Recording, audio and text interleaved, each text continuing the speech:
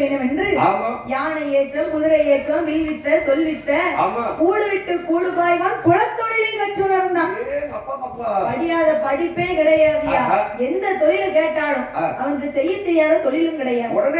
ஏன்னா அரண்மனை வீட்டு பிள்ளை, நல்ல முறையில 17 வயது ஆச்சு பிள்ளை, எல்லா கலைகளையும் கற்றுணர்ந்தான்.